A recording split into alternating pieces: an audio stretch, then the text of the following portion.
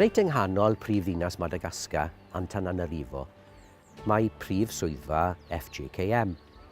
Ac yn yr adeilad, mae yna fwyty, mae yna goleg, ac mae yna hefyd meddygfa deintyddfa.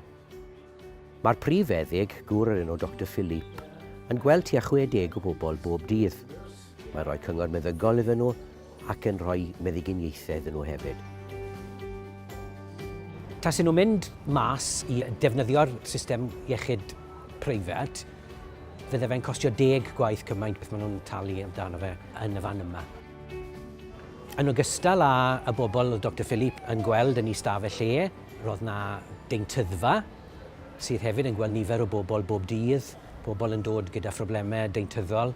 Maen nhw hefyd yn gorfod talu rhyw ychydig bach ar gyfer hynny. Wedi dweud hynny, hyn sy'n cael ei dalu ddim yn cwrdd â chostau y meddyginiaethau a'r gwaith sy'n cael ei wneud. Fe fuon ni hefyd yn edrych ar chlinig oedd yn delio gyda gwaith mam a phlentyn. Roedd yna wraig ifanc yna, gwraig i weinidog, wedi dod i weld ynglyn â'i beichiogrwydd presennol. Fe welson ni eco camera yn un o'r stafelloedd sydd yn hanfodol ar gyfer ei gwaith nhw. Fe roddwyd e'n wreiddiol gan Eglwys FJKM, ond mae'n hen iawn a mae angen i adnewyddu fe. Be byddai adnewyddu fe'n costio 25 miliwn arian Madagascar, sy'n swnio'n swm anhygoel.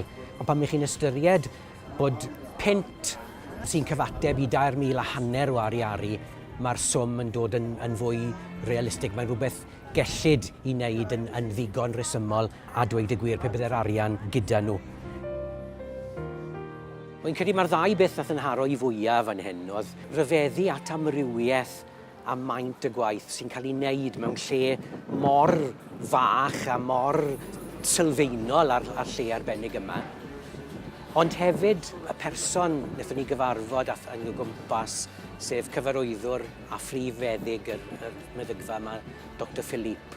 Ges i'n haro yn arbennig gan ei eiriau fe pan ddwedodd wrthon ni bod hi'n fraint i weithio mewn lle fel hyn, i wneud gwaith yr eglwys fel oedd e'n dweud, a does dim unrhyw arian yn gallu, bydde fe'n ennill mewn man arall, ddim yn gallu cymryd lle hynny.